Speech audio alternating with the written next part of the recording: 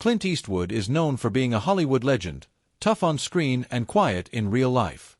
But at 94, he's finally opening up about something deeply personal. For years, people have wondered why he remained distant from his son, Scott Eastwood. There were no public statements, no red carpet appearances together, just silence. Fans thought it was just a rumor, until now. In a rare moment, Clint revealed the real reason behind the emotional distance, and it's not what anyone expected.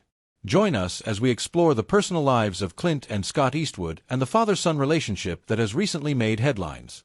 Clint Eastwood's journey in Hollywood began in the 1950s, but his real breakthrough came with the TV series Rawhide, a Western show that made him a household name. He rose to even greater fame with the Dollars trilogy directed by Sergio Leone. These spaghetti westerns featured Clint as the iconic man with no name, a character who hardly spoke but commanded every scene with his powerful presence. In the 1970s and 1980s, Clint became the face of the Dirty Harry franchise, starring in 5 films as a fearless, no-nonsense cop. These roles cemented his image as a symbol of masculinity and strength. But Clint wasn't just an actor. In 1986, he tried something new by becoming the mayor of Carmel-by-the-Sea, California, where he served for 2 years. 2 of his biggest box office hits were Every Which Way But Loose and Any Which Way You Can, both of which were more lighthearted and comedic. His filmography also includes critically acclaimed roles in Hang High, The Outlaw Josie Wales' Pale Rider, Where Eagles Dare Escape from Alcatraz, Heartbreak Ridge in The Line of Fire, and The Bridges of Madison County. Even in his later years, Clint stayed active, both acting in and directing films like Gran Torino, The Mule, and Cry Macho.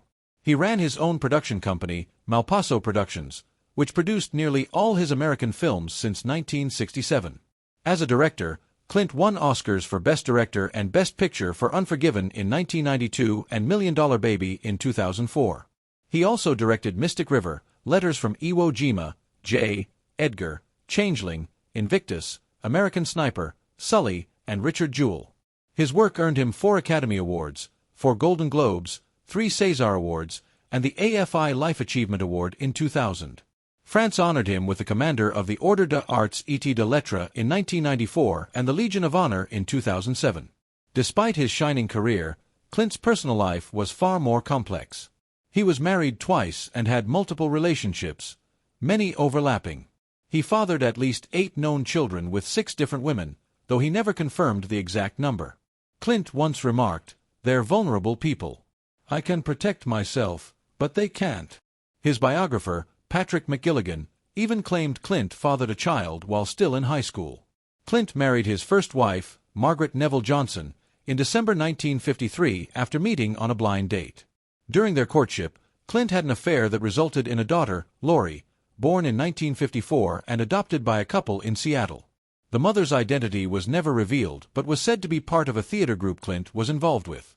Throughout his marriage to Johnson, Clint continued to have affairs, including a long-term relationship with stuntwoman Roxanne Tunis from 1959 to 1973. They had a daughter, Kimber, in 1964. Despite his infidelities, Johnson remained in the marriage, and they had 2 children together, Kyle in 1968 and Allison in 1972. However, the marriage was unstable. In 1975, Clint began living with actress and director Sondra Locke, who was also married, though her husband was gay and unemployed.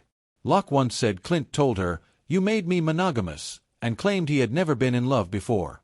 Clint finally divorced Johnson in 1984, though Locke remained married until her death in 2018. According to Carmel publisher Bill Brown, Clint considered Locke the love of his life, though he never publicly commented on her passing. During his time with Locke, Clint began a hidden relationship with flight attendant Jacelyn Reeves. Together, they had 2 children, Scott, born in 1986, and Catherine, born in 1988. At the time, both children were listed as having no legal father. When Clint and Locke split in 1989, Locke filed a palimony case and later sued for fraud. Both were settled out of court. In the 1990s, Clint dated actress Frances Fisher, and they had a daughter, Francesca, in 1993. In 1996, he married news anchor Dina Ruiz, and they had a daughter, Morgan, the same year. This marriage lasted until 2014. Afterward, Clint was often seen with Christina Sandera, a restaurant hostess. Though they never confirmed their relationship, they appeared together publicly several times. Christina passed away from a heart attack in July 2024 at the age of 61. Later that year, Clint was seen with someone new, though her identity remains unknown. Neither Clint nor his team has commented.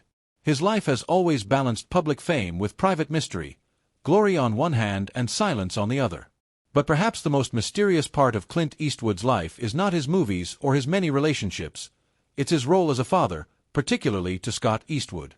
Born Scott Clinton Reeves on March 21, 1986, at the Community Hospital of the Monterey Peninsula in California, Scott was raised by his mother, flight attendant Jacelyn Reeves. Clint Eastwood was his biological father, but their relationship remained private for years.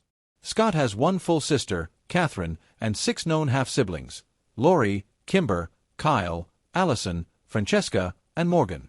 He spent his early childhood in Carmel by the Sea before moving to Hawaii with his mother at age 10. He lived there for 4 years before returning to California and graduating from Carmel High School. Scott went on to earn a communications degree from Loyola Marymount University in Los Angeles in 2008. Despite being the son of a Hollywood icon, Scott didn't grow up with a silver spoon. He had to work hard and earn his own way. The father-son bond was distant for many years. When Scott was born, his birth certificate listed his father as "father declined," a stark and telling sign of how strained or private things were at the beginning. Clint had an affair with Scott's mother, and while he may have been present in some ways, the emotional and public connection between them was long absent. The story of Scott and Clint Eastwood remains one of Hollywood's most intriguing family dynamics, a mix of silence, secrets, and slow reconciliation. Scott Eastwood's early life wasn't the glamorous Hollywood story many imagine. His parents' relationship ended in 1990 when Scott was just 4 years old. Though he spent some time with his father, legendary actor-director Clint Eastwood, there was no red carpet treatment. In a 2017 interview with Men's Health, Scott revealed, "My dad never gave me a cent. He made me work for everything." Raised in a strict household with no special favors, Scott faced not only family complexities but also personal tragedies that would change him forever. In 2016, during an interview with GQ Australia, he spoke about a heartbreaking loss. A woman he had dated died in a freak car accident. "It was a fender bender," he said, explaining that a recalled airbag exploded and sent metal through her body, splitting her spine. "I've never told anybody that," he admitted quietly. The experience deeply affected him, making relationships harder and leaving a permanent emotional scar. Despite having the Eastwood name, Scott didn't ride its coattails. In fact, he avoided using it altogether in the beginning, choosing instead to go by his mother's surname, Reeves, to dodge accusations of nepotism. There was already another actor named Scott Reeves, but Scott pushed forward, auditioning and working odd jobs like parking cars and doing construction to survive. He only adopted the Eastwood name in 2008, after proving himself. Still, it wasn't an easy path. He auditioned for several of his father's films, often without success, including American Sniper, directed by Clint himself. Scott admitted his father was tough but fair, offering no shortcuts. While he did land minor roles in Clint's Gran Torino and Invictus, it was in movies like The Longest Ride, Fury, and Taylor Swift's Wildest Dreams music video that he began to earn attention. The turning point came in 2014 when Scott once again auditioned for American Sniper, this time for the role of Jeff Kyle, brother to the lead character. Despite his hopes, the role went to Australian actor Keir O'Donnell. That rejection hurt, but it also led to a breakthrough. Scott was cast as the lead in The Longest Ride, 2015.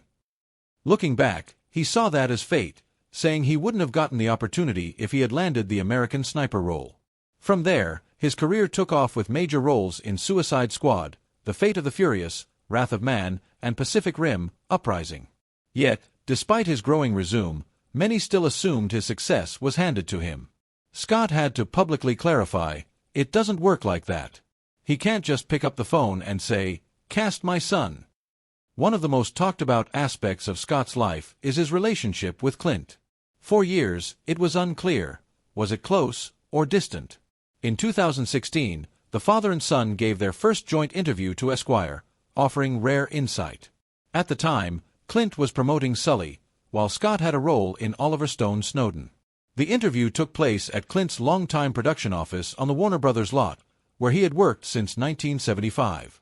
Clint, then 86, was still working nearly every day, still full of energy and purpose. He even had a soft side, leaving peanuts for a squirrel that occasionally visited his office. But make no mistake, Clint wasn't one to slow down. "Most people quit in their 60s, he said.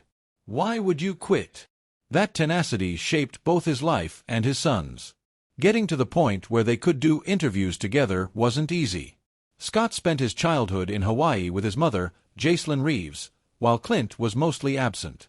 It wasn't until Scott moved to California as a teenager that they began to spend real time together. With a 56-year age gap and very different personalities, their bond took time to form. In the interview, Scott joked, "I lived with my mom in Hawaii until I pissed her off, and then I came to live with my dad and pissed him off." Clint chuckled, calling Scott a pretty good kid, and credited Jacelyn for instilling strong values in their son. Scott described Clint as old school, a man of discipline, rules, and high standards. He taught Scott to be on time, show up, and work hard, values that Scott still carries with him. Even in Hollywood, Clint remained tough on his son. Scott once said, "He never gave me a cent. He made me work for everything." That included the film industry. Scott had to prove himself through effort, not connections. Though Clint passed him over for roles, including American Sniper, Scott didn't give up. Through determination and talent, he carved out his own path in Hollywood. No shortcuts, just hard work, resilience, and a name he eventually earned the right to carry with pride. Clint Eastwood was always watching over Scott, proud of the work his son was putting in. "He always came in and did a good job," Clint said. Scott laughed, noting that times had changed. "Now the chicks are calling and asking where Scott is." "They used to ask where I was," Clint joked. Scott added, "I'll take you out to the bar with me, it'll be fun." The bond between father and son was clear. Both had strong opinions but were learning to respect each other's journeys. "I'm still learning and growing," Scott admitted. "I'm just a kid in this business, finding power behind the camera." Scott reflected on watching his father's career and what he had learned. Film is more of a director's world than an actor's. If you're not creating your own material, you're just fighting for whatever's out there. Clint agreed, explaining how in the 1950s, as a contract actor with minor roles, he would stay on set instead of waiting in his trailer. "When I had days off, which was most days, I'd go down and watch other sets while they were shooting." He wanted to learn everything about filmmaking. Scott remembered Clint once saying, "As an actor, I never went back to my trailer. I always hung out on set and learned." That advice stayed with Scott, even while filming Fast and Furious, where he made sure to stay close to the crew and ask questions. Clint's own journey started humbly in 1954 at Universal, with one-liners and forgettable roles, but he kept showing up. He observed Joan Crawford and various directors. That's how he improved. When asked how he planned to stand beside such a legendary father and still carve his own path, Scott replied simply, "I just do what he does. Keep moving forward." Clint added, "With everything you do, learn something new about yourself. That's the secret. Always grow, always evolve." One of the most compelling moments in their interview came when Clint spoke about choosing projects by instinct. He recalled his lawyer and agent begging him not to do Every Which Way But Loose. "This is a piece of shit," they told him. But Clint liked that the script was different. "It's not happy ever after. The girl dumps the guy." I liked that. He made the film anyway, and it became a huge hit. The public loved it. That's why Clint always trusted his gut. "Nobody knows anything," he told Scott. "So don't listen to anyone else. Nobody knows diddly, they just think they do." Scott agreed and said he tries to learn from his dad every chance he gets. He even flew to Georgia just to watch Clint direct Sully. Clint praised him.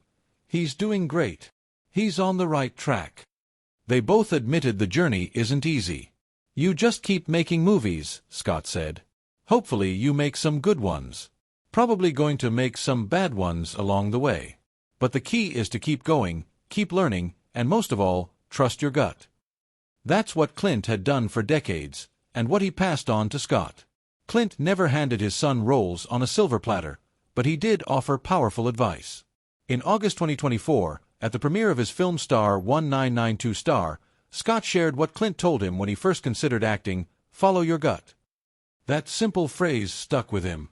In 2022, Scott revealed that Warner Brothers had offered him a 3-movie deal, including a role in a Suicide Squad sequel. But the deal felt rushed. They had no scripts and didn't want to pay him well. He went to Clint for advice. "They don't want to pay me," he said. Clint replied, "If it feels like they really need you and it's a good part, then do it. If not, then don't." That gave Scott clarity. He turned down the deal. It wasn't the easy path, but it was the right one. Clint's work ethic stuck with Scott. Despite ups and downs, Scott never gave up. He even hinted at moving behind the camera one day, just like his father. It's feast or famine for an actor. If you're not creating your own material, then you're just fighting for whatever's out there. I definitely have the desire to go to the other side. Scott's journey hasn't been easy. He wasn't instantly welcomed into Hollywood. He once used his mother's last name and worked in small roles, keeping his head down. Though Clint didn't hand him big roles, he gave Scott something more valuable: honesty and self-worth. Now, Scott Eastwood stands on his own, not just as Clint's son, but as an actor who built something real. But life has recently changed for Clint Eastwood, too. After losing his partner of 10 years, Christina Sandera, in July 2023 to a heart attack, Clint faced deep personal grief. She was only 61, and Clint was 93. They had met in 2014 at his Mission Ranch Hotel in Carmel, California, where she worked as a hostess. They made their red carpet debut at the 2015 Oscars. Her sudden death, caused by cardiac arrhythmia and coronary artery disease, was a shock. Clint issued a brief, heartfelt message. "Christina was a lovely, caring woman, and I will miss her very much." Though he preferred to grieve privately, Clint continued to show quiet strength. In early 2024, Scott gave an update. He's doing good. He's a survivor and a trooper. Clint, born in 1930 during the Great Depression, had lived through war and hardship. "He saw a lot of struggle," Scott said. "It's in our blood. You don't complain, you don't whine, you just do." Now 94, Clint's health is a quiet concern, especially after Christina's passing. But he remains resilient. He's kept a low profile, yet Scott's words reveal a man still driven by the same unshakable spirit. Scott, despite the past, being mostly raised by his mother, Jacelyn Reeves, and only publicly acknowledged by Clint in 2002, now shares a stronger bond with his father. In 2024, Scott called Clint an inspiration. He spoke of how he'd love to work with him again. Scott had appeared in small roles in his dad's films like Gran Torino and Invictus, but he always had to audition, and sometimes didn't get the part, like in American Sniper. "I auditioned and didn't get a role," he said. But there's no bitterness. He carries his father's mindset now: create your own path. Just like Clint, Scott wants to direct. Despite distance, rejection, and a complicated past, Scott still sees Clint as someone he respects deeply, and someone he hopes to work with again. Though Clint once left his name off Scott's birth certificate, he later acknowledged him. Their story isn't perfect, but it's real. It took time, effort, and forgiveness. And for Scott, that made all the difference. It shaped the man, and the actor, he is today.